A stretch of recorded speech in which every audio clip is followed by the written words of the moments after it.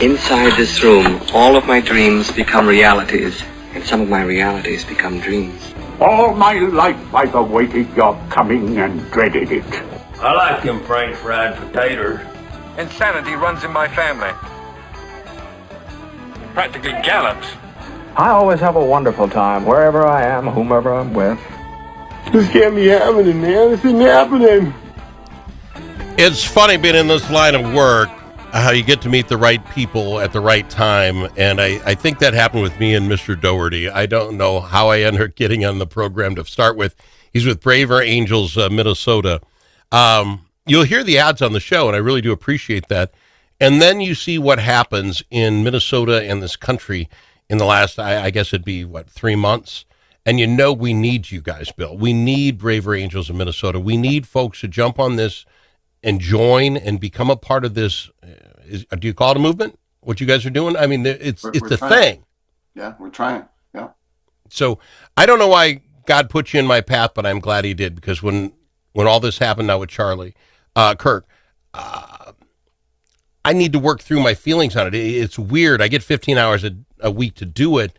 But today, as an example, and I'll throw it at you, the top 4 stories in the take are one side telling the other side, you didn't fly the flag at half staff. Well, you could have asked me to fly the flag at half. And I think 1 week later, and the problem we're trying to solve is who did or did not respect me enough for a flag flying at half staff. I honestly want to know, is there a higher power, somebody that is trying to get us off target here, Bill? This cannot be what the problem boiled down to. Charlie Kirk didn't die. The Hortmans didn't die because flag staff raising. Is there somebody running this thing that is keeping me from talking about the right thing? Yeah, I wish there was, because then we could identify that person. So I don't think it's higher power. I think it's lower powers. I think it's collective foolishness.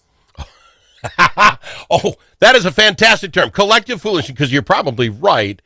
Are we that sheepish that we just don't have the ability to fight through the garbage, that this is the stuff that bubbles to the top in a week? Yeah. So, I'm a family therapist by trade. Okay. Okay. When families go through crises, like the death, particularly a sudden death or something, or even positive things like weddings, people focus on really small things. So I'll tell a story. My father died, and so the cars were lining up in the procession to the cemetery. Well, my youngest brother, his car was going to break down. I didn't think it was going to get to this. So I said, move up ahead of my car, which I was in with my mother.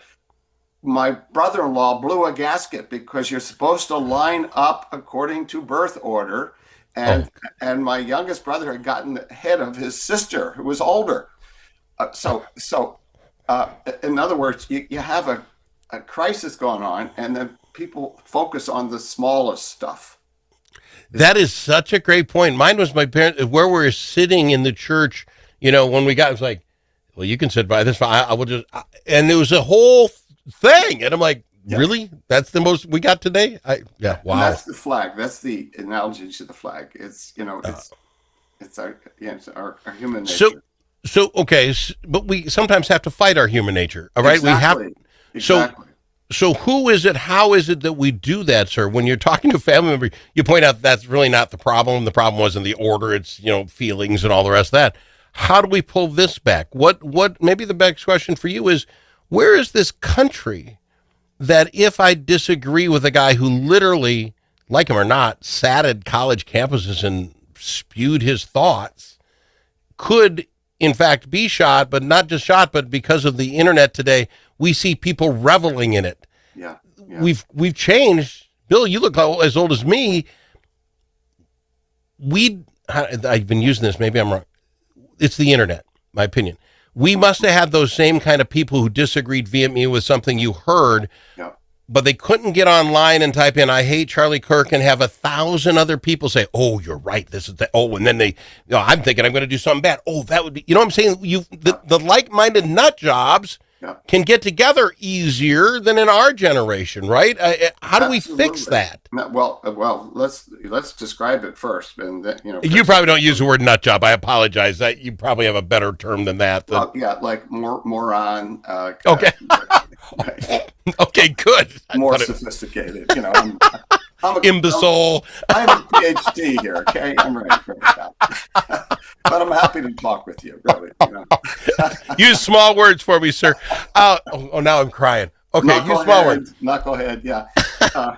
Yeah, so we have to laugh a little bit in all of this. Okay, I got so carried up with the words. Ask me your question again. Okay, so I don't think humans have changed in the last 30 years, right? We still had those knuckleheads. Yeah. But because of the internet, I think they can feed on each other. Here's my point, Bill. When's the last time, because of our generation would do it, you got really mad, really happy, real sad, and said, I got to run to my car and take a video so I can post it somewhere. Yeah. I never crosses my mind to do it. Yeah. But there's a generation that does, and they feed on it. They get likes and clicks. Absolutely. It's sort of the internet and social media allow people to perform for one another. Yep, there you go. This stuff about, he deserved it or whatever. And the stuff, remember, people made jokes about Nancy Pelosi's husband who was nearly killed. Yeah. Right? Make jokes about it. Okay. Yeah. It's performative. It's performing for your peers on social media to say, I'm a clever guy. I'm a cynical guy. I'm above all this stuff. I don't have to be polite. Okay. And we're performing like the stage. It used to be you performed in your living room for a couple of your buddies, Yeah. And now over a beer. Yeah. Performing for the world. And then when you get negative attention, it shows what a great job you did. See, but how do you get out of that spiral? See, that is crazy. Because like you say, you get negative attention. See, people hit me. They like me. I had 1 million people dislike me. How important am I? Exactly. So what do we do here? Do you and I just stop? My peers, I stand out more. And then we talk about the nut jobs who pull these triggers. Yeah. They become heroes to some folks, like the school shooters. It's the same thing. Yeah. It's the same thing. Well, see, that's what started me on this, Bill. Is this school shooter here in Minnesota? He evidently looked online and was really quite enthralled by other school shooters and how they did it and yada, yada. Again, back in my day, which is a horrible phrase. But if you were in that line of thinking, you would have to work. You'd have to go to the school. You'd have to get the microfiche. Look it up, kids. It was a thing. And you'd have to scroll through hundreds of papers and try to find out what those people did and how. Now, it's a Google search. It's a Google search, and they all show up. And now, look at this. I'm a genius. I know everything about all these guys. I keep blaming you and I. Our generation invented this internet thinking it was going to be all that and then some. And how did anybody not know the negatives that would come with it? We had to have known it and decided it's okay for the greater good or something. I really think, I've read about the people, and I was around, of course, as you were when the internet got created. There were a bunch of idealists. It was supposed to be non-profit, for one thing. Yep. Yeah. Hello. Right. Yeah. But the idealists, a lot of them they were wonky people who said, we have access to information. I remember one of the earliest people I knew who was a fan of what the internet and the World Wide Web could do. We used to laugh at him. Okay. Yeah. He said, and this is what he was, a policy wonk. He said, before long, you're going to be able to access any bill in the state legislature and read the words and know exactly who sponsored it right on your computer. Okay. That was like cool. Citizens who don't have to depend on the local newspaper, radio to know what's going on. Well, okay, those days are gone. And so your question about how do we, it's we, the people who are doing this to ourselves, okay? The collective foolishness, right? And these are social norms. And social norms mean when in the days when you and I would both be smoking here, okay? Yeah. It was cool. I used to do, as a therapist, I used to do therapy in this tiny little room with no windows. And when people said, do you mind if I smoked? Sure. I wasn't, and the room was just filled with smoke, because I wasn't going to say no. Yeah. Right? And so those are norms, and that was a powerful norm. I'm old enough to remember the movie theaters. You see the smoke rising above the screen, and that has changed. And so we collectively can change these norms. And it has to be some good old-fashioned shaming people. I loved you use the word shaming. I have been shunning. I want shun. I think shunning, and is it the Amish that shun? I think shunning needs to be brought back. We'll talk about it on the other side, because that comes down to the question. You do this for a living. We remember how it was when we call them the good old days. Yes, people smoked in cars. Even if you didn't smoke, you had to smell it. I mean, we did all that stuff, but I'm telling you right now, I think we're better people as far as how we handle each other then than we are now. I mean, for some reason we think we can shoot people. We'll talk about how we fix that, and shunning and shaming people. Oh, this is what Al lives for. We talk about it after this with Bill Doherty from Braver Angels, Minnesota. Braver Angels Minnesota is part of a national movement that brings together conservatives, liberals, independents, and others to restore trust, respect, and goodwill in politics. We seek not to eliminate our differences, but rather deal with them head on, with respect and understanding. We do not try to change people's views, but how they view the other side. There will always be differences. Braver Angels Minnesota believes the best way forward is to change how we deal with those differences. Join the civil conversation at mn.braverangels.org.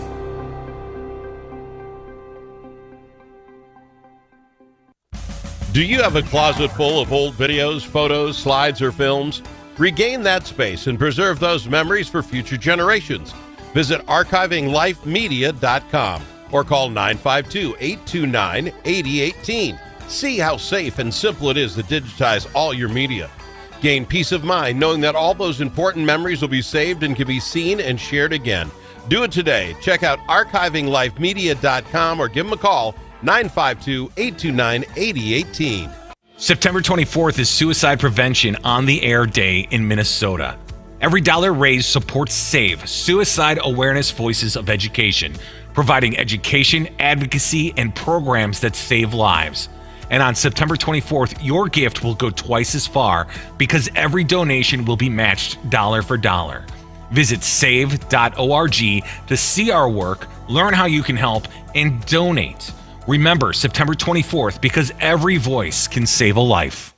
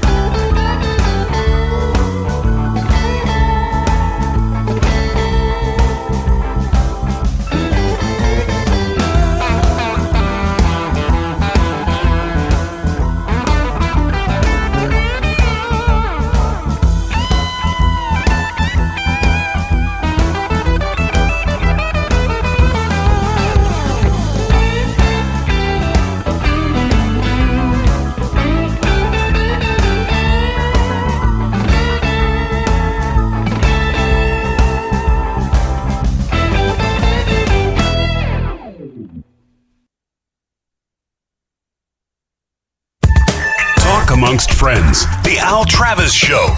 Nothing but talk. I love having Bill Doherty on with Braver Angels of Minnesota. When we went to break, what we're talking about is how do we fix it? And I'm very happy to have Bill on. Sir, as I see it, as I sit there, back in our day, love the phrase, we aimed to hopefully be a pillar in our community, that people knew who you were a good guy, Al Moses, neighbors, whatever. That was our goal. Today, I believe these kids' goals are to have 250,000 followers, 500,000. It doesn't matter what, good, bad, or indifferent, if I can get those clicks, that makes me something. How do you come back from that? That it doesn't matter if there's good clicks, bad clicks. Look at my clicks. You're saying, how do we come back from that? How do we fix where we're at today? It's going to be hard. We've unleashed this monster. But the first step is to, again, is the norms have to change so that people don't pay attention in the same way. We live in an attention economy, right? Oh, amen. So the pillar of the neighborhood, remember terms like a family man, right? Yeah. A good character. Now is you get attention. You stand out. You are a thoroughly original person, okay? And we're raising our kids that way, fortunately. Yeah. And so the first step is to withdraw the fuel. The fuel is attention. Oh, I love that. Yeah. Attention. And these norms can change, particularly among young people. Things can change. Young people have to take the lead on it to say, we're not going to pay attention. We're not going to reward. And by the way, this is the thing. You reward people by negativity as well as positivity. Okay. Yeah. I think if we push the play, don't like it. If you see something, you know it's wrong, just unlike them or don't share it. Right. When somebody puts some of these crazy stuff on and they see their numbers drop, because that's what they feed on, I think you'll see them clean up their act. Yeah, don't like it and don't dislike it. Just ignore it. Yeah. Yeah, or unfriend them or whatever it is on your, or just whatever. Unfriend them, but lower. Yeah. It's because if we think that this is about attention, about notoriety, okay, then the step is to not make them either a demon or a hero. Yep. Well, I love that. Because back to the notoriety, this is how things are different again with the internet, in my opinion. We had people who wanted to do self-harm, would kill themselves, suicide awareness, we're going to talk about it.